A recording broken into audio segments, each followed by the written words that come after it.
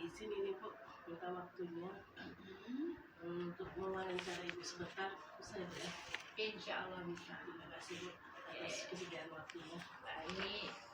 Ibu, yang pertama Bu, bagaimana Ibu dapat mengidentifikasi kasus-kasus yang merupakan dilema etika untuk wujud pembenaran? Cara mengidentifikasi, ya pastinya untuk mengidentifikasi kasus-kasus yang saya hadapi, terutama yang menyangkut dilema etika, itu melalui dengan survei ya, biasanya survei, observasi, kemudian mengumpulkan data, terus juga menerima ya, mencatat masukan-masukan kayak gitu dari kawan-kawan, dari orang tua murid kadang-kadang, dari peserta didik juga. Ini banyak sumber Bu ya? Ya. Berkaitan. Nah Ibu, selanjutnya dalam menjalankan pengambilan keputusan Bu di sekolah, terutama untuk kasus di mana ada dua kepentingan yang sama-sama benar atau sama-sama mengandung nilai kebajikan, gimana itu? Biasanya kalau sudah saya mentok di kasus itu, saya sih ini ya, contoh ini saya di kasus di sekolah saya hadapi dengan guru, biasanya saya dengan guru kan, karena kadang-kadang kalau peserta didik itu kan diselesaikan oleh gurunya, nanti masuk ke saya itu kan kalau gurunya udah nggak bisa gitu ya, yang guru. Ya tadi seperti yang saya sampaikan tadi, saya tidak serta-merta memberikan teguran atau langsung membenarkan atau menyalahkan yang apa yang saya dengar. Jadi saya tetap akan melakukan proses mendengar sendiri, melihat sendiri, dan baru melakukan eksekusi. Dulu ya, melakukan tindakan praduga tak bersalah. Betul ya. Jadi tidak harus misalnya nih ada nih guru saya namanya Pak Usni gitu kan, tiba-tiba dia ngadu kayak gitu. Nah terus kan nggak langsung saya ini, oh ya langsung diterima mentah-mentah gitu Bu ya. Ya, jadi harus ada dong komunikasi lagi. Kita lihat siapa sih yang diadukan. Oh ternyata kok banyak yang mengadu, ternyata kok begini. Nah, lalu saya juga menyelidiknya sendiri seperti itu. Bu ya. Kemudian langkah-langkah seperti apa sih yang Ibu lakukan selama ini? Langkah-langkah yang saya lakukan biasanya saya ngajak ngobrol. Kenapa hal ini dilakukan kayak gitu, atau apa alasannya? Ya kayak apa ya? Saya biasanya memanggil yang bersangkutan gitu sih. Tapi tidak harus dengan juga pertama biasanya juga tidak harus dengan surat resmi atau dengan apa kayak gitu. Biasanya kalau saya feeling saya dan saya lihat kondisinya dia, ini boleh saya ajak ngobrol dengan laporan-laporan yang kemarin yang saya sinkronkan betul atau tidak dengan apa yang saya lihat sendiri. Ya lakukan pendekatan pastinya. Ya lebih enak ngobrolnya Bu ya. Ibu, hal-hal apa saja selama ini Ibu anggap efektif dalam pengambilan keputusan dilema etika?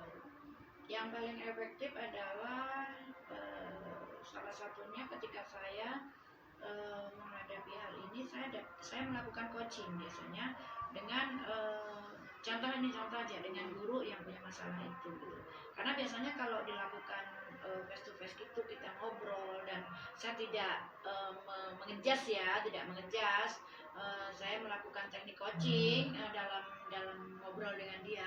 Biasanya dia akan mengeluarkan alasannya apa, terus kenapa dia begitu, itu bisa dengan sendirinya, dan itu menjadi sebuah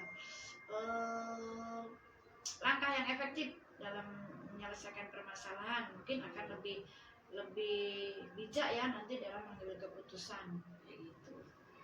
Biar mengalir sendiri Bu ya. Pembicaraan yang santai ya. Baik, hal-hal apa saja selama ini merupakan tantangan dalam pengambilan keputusan pada kasus-kasus dilema? Tantangan Tantangan itu ya biasanya kalau kasusnya itu ber apa ya, melibatkan oh kalau ini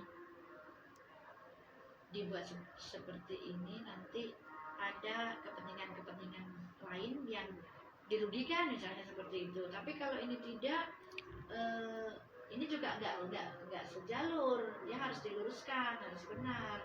Itu agak benar agak rumit ya, Pak, ya.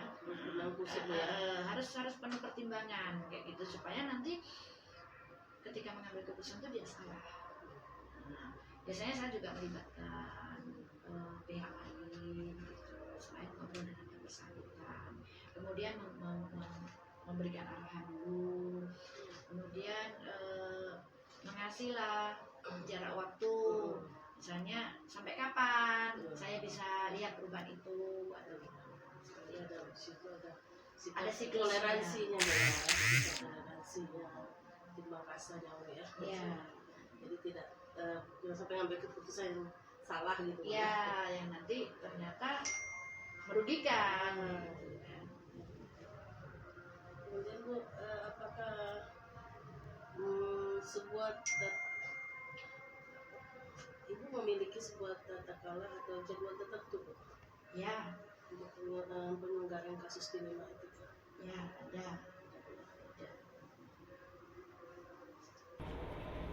Dari hal yang telah Ibu sampaikan, pembelajaran apa yang Ibu petik dari pengalaman Ibu dalam mengambil keputusan dilema etika?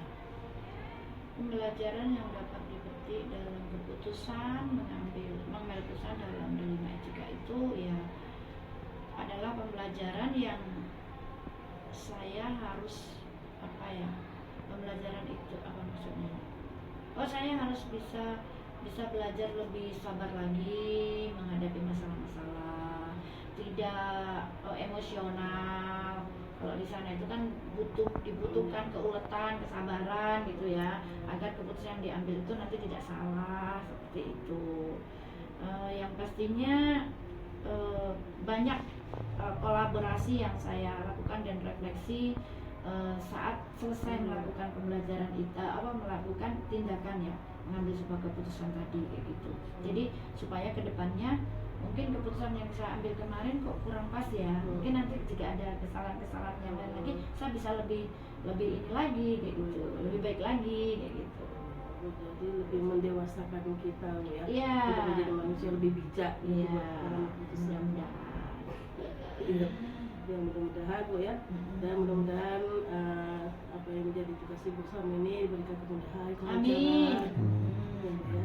Terima kasih atas waktunya. Mohon maaf apabila ada tersilap kata. Sama-sama, saya juga ya Bu. Ya, saya akhiri.